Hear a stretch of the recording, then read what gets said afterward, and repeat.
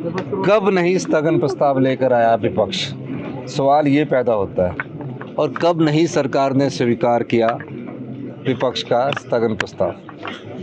काम रोको प्रस्ताव नियम 67 के तहत लाया गया। ऐसी स्थिति में लाया जाता है जब कोई भयंकर परिस्थितियां हो, आपदाएं आई हो। लेकिन ये एक रूटीन बन गया है भारतीय जनता पार्टी का, विपक्षी दल का, कि जब भी सत्र शुरू होता है अखबारों की सुर्खियों में बने रहने के लिए इस प्रकार का काम रोको प्रस्ताव लाए। आज उन्होंने कहा कि सरकार के खिलाफ किस प्रकार से प्रस्ताव लाया जाए, तो वो इस तरह का पंचायती राज चुनावों से संबंधित प्रस्ताव लेकर आए। और मैं ये कहना चाहता हूँ कि प्रस्ताव लाने से पहले उन्हें अपने विवेक से सोचना चाहिए था कि क्या ऐसी स्थिति है। तो इस मामले में चर्चा चल रही है और चर्चा के बाद हम जैसे ही चर्चा ख़त्म होगी तो उसका उनको जवाब भी हम देंगे। मैं कह सकता हूँ कि भारतीय जनता पार्टी जो 5 गुटों में बटी हुई है, एक दबदबा विपक्षी विधायक दल में देखने को मिल रहा है कि पहले मैं प्रस्ताव लाऊं। मुझे लगता नहीं कि विपक्षी दल के नेता को इस बारे में जानकारी होगी, लेकिन उनको बोलना पड़ता है। प्रस्ताव ना बोलकर इधर उधर की हाँकने से कोई फ़ायदा नहीं। मुद्दों पर बोलना चाहिए, तर्क पर बोलना चाहिए। पहले दिन से हम उनका स्वागत कर रहे हैं। बंजार को लेकर भी आपने घोषणा की है? नहीं, बंजार में मैंने पता किया कि सारे आपदा प्रभावित परिवार जिनकी मेहनत की कमाई से एक घर बना था वो अग्नि में जल गया, घर की वस्तुएं जल गई। और गांव में रहने वाला किसान बड़ी मुश्किल से एक पक्का घर बनाता है। हम खुद किसान की पृष्ठभूमि से आते हैं, तो हमने उनको आपदा की राहत देने का फैसला किया है। बंजार में जले घरों को पिछली बार भी जब आग लगी थी मैं वहाँ गया था। इस बार हमारे रेवेन्यू मिनिस्टर के पीडब्ल्यूडी मिनिस्टर को हमने भेजा और हमने सोचा कि उनका भी सारा घर जल गया है, तो उसमें भी हम उनको 7 लाख रुपया घर बनाने के लिए देंगे।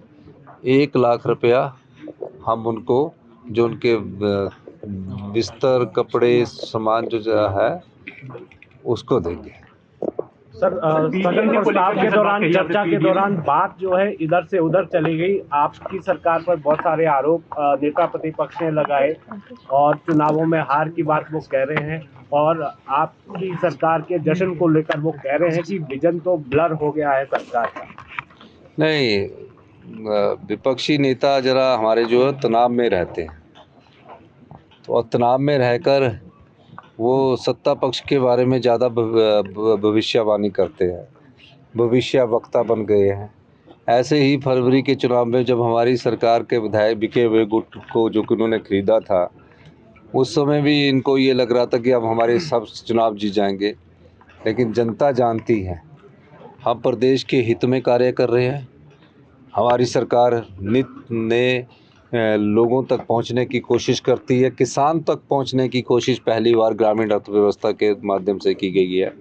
और किसान में और एग्रीकल्चर सेक्टर में जिस प्रकार से अभूतपूर्व हमने परिवर्तन किया है, उसका लाभ किसानों को मिल रहा है।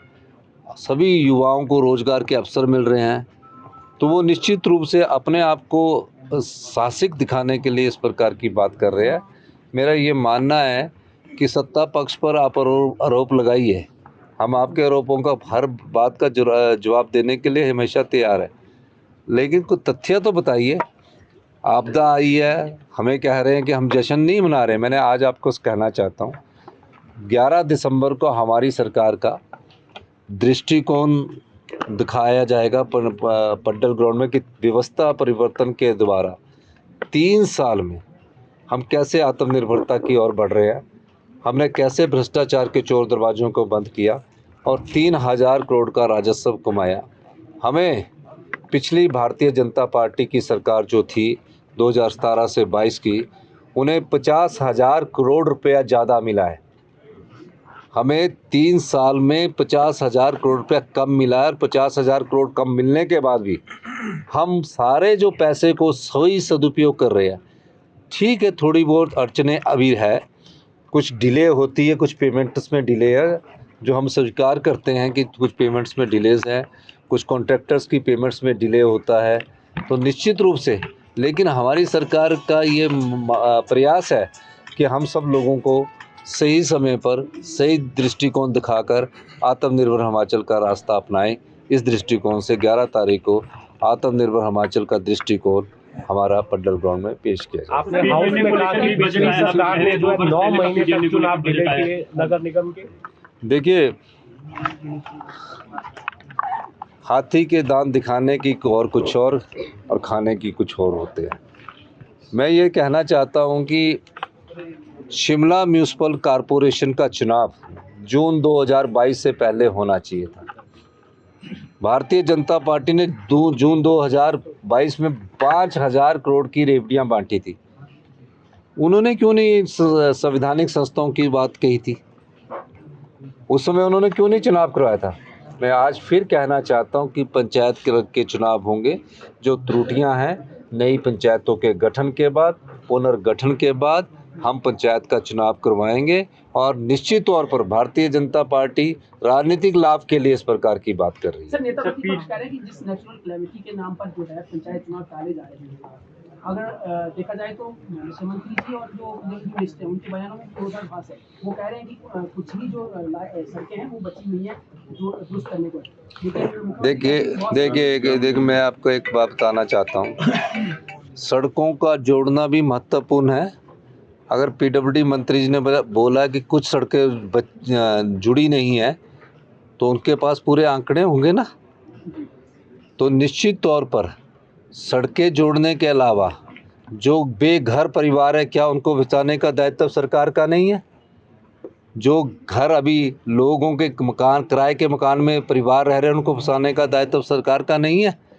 तो हम ये बात इसलिए कहना चाहते हैं कि भारतीय जनता पार्टी इस बात का राजनीतिकरण कर रही है और अपनी नाकामियों को छिपाने के लिए कर रही है। आपको ये पूछा जाना चाहिए था। उन्हें लगा कि देश के प्रधानमंत्री जी ने 1500 करोड़ रुपए की घोषणा की है, कहीं कांग्रेस पार्टी उस मुद्दे पर ना आकर बात करे। हम उनकी देश के प्रधानमंत्री जी के बयान का सम्मान करते हैं, हम आपकी तरह राजनीतिक नहीं करते। 1500 करोड़ उन्होंने बोला, हमें आशा क्यों मिलेंगे? हम इनसे भी अनुरोध करना चाहते हैं कि अगर आपको श्रेय चाहिए, इस राजनीतिक श्रेय के साथ आप हमारे साथ ही चल पड़िए। मैं मुख्यमंत्री होने के बावजूद भी माननीय विपक्ष के नेता को कहूँगा कि मैं आपके नेतृत्व में भी जाने को तैयार हूँ। आप जो 1500 करोड़ रुपए हमारे देश के प्रधानमंत्री जी ने हमें घोषित किए हैं, उसकी पहली या दूसरी किस्त तो दिलवाइए, लेकिन हम अपने संसाधनों से, कोई डिजास्टर के पैसे नहीं है, हम अपने संसाधनों से उन परिवारों के जिनके घर टूट गए हैं, जिनके आंशिक रूप से नुकसान पहुंचा है, पशु मर गए हैं, उन सब को हम राहत दे चुके हैं और बाकी जो बचे उनको 11 दिसंबर को हम राहत देंगे। सर, पीडीएनए का 2 वर्ष पहले का बात कर रहे हैं आप। पीडीएनए की राशि मिली और आपदा की राशि मंडी में भी यूज होने की बात विपक्ष कर रहे हैं। मैं आपको पीडीएनए के बारे में भी थोड़ा सा डिटेल जताना चाहता हूँ, सिर्फ नाम से नहीं, थोड़ा सा मैं आपको जानकारी देना चाहता हूँ। PDNA post disaster need assessment, यानी कि डिजास्टर के बाद केंद्र सरकार की टीम आती है, वो आंकलन करती है कि प्रदेश में कितना नुकसान हुआ। केंद्र सरकार की टीम आई और उन्होंने आंकलन किया कि 9300 करोड़ रुपए का हिमाचल प्रदेश में नुकसान हुआ। उन्होंने ही रिकमेंड किया 2023-24 में, उन्होंने ही रिकमेंड किया और उसके 2 साल बाद हमें दिए कितने? 1500 करोड़ रुपये। 1500 करोड़ रुपये स्वीकृत हुए, अभी ट्रेजरी में नहीं आए। ट्रेजरी में कितने आए? 451 करोड़ रुपया। 451 करोड़ रुपये आया 9300 करोड़ में से, और कहा कि 25% उसमें सरकार देगी, तो सरकार उसमें 25% अपना शेयर देगी। लेकिन क्या हमने 4500 करोड़ रुपए का 2023-24 में जो हमने पैकेज किया था, जिसमें सड़कें खोल गई थी, हमारी स्थिति भी थोड़ी उससे गड़बड़ाई है, आर्थिक स्थिति में भी कमजोरी आई है। तो निश्चित तौर पर पीडीएनए की ही किस्त दिला दीजिए, कुछ तो करिए। महज यहाँ हल्ला करेंगे, पंचायती राज चुनावों में की बात करेंगे। पंचायत के चुनाव पंचायत प्रधान, वार्ड पंच, बीडीसी मेंबर, जिला परिषद मेंबर, वाइस चेयरमैन, चेयरमैन सबके होंगे, निश्चित तौर पर होंगे। और जैसे ही हम आपदा से निपटते हैं पंचायत चुनावों की, उस समय हम घोषणा कर देंगे। एक बात और मैं कह रहा हूँ, राहुल भाई फोन करो, वो नीचे मैंने लॉ एंड ऑर्डर की सिचुएशन का उन्ना का मामले में एसपी और डीसी दोनों को बुलाया था और मैंने कहा है कि जो भी सख्ती की जाए वो सख्ती से निपटा जाएगा। उन्ना में सभी प्रकार की क्रिमिनल एक्टिविटीज़ में सम्मिलित जो लोग हैं, मैं कहना चाहता हूँ, मैंने उन्हें 1 महीने का समय दिया है। सभी प्रकार की एक्टिविटीज़, जो भी किसी प्रकार के धंधे में लगे जो लोग हैं, उनके खिलाफ़ हमारी सरकार सख्त कार्रवाई करेगी। और एक बात मैं और कहना चाहता हूँ, चिट्टा के खिलाफ़ हमारी सरकार बड़ी गंभीर है। 1 तारीख को हम धर्मशाला में भी वॉकथॉन का आयोजन कर रहे हैं। हम चाहते हैं कि सभी समाज के प्रबुद्ध जनता, एनजीओज इसमें शामिल हो और चिट्टा के खिलाफ़ जो अब जन जागरण अभियान हमने शुरू किया है, उसके खिलाफ़ हम लोगों को जागरूक करें और सख्त से सख्त कार्रवाई हम करने जा रहे हैं।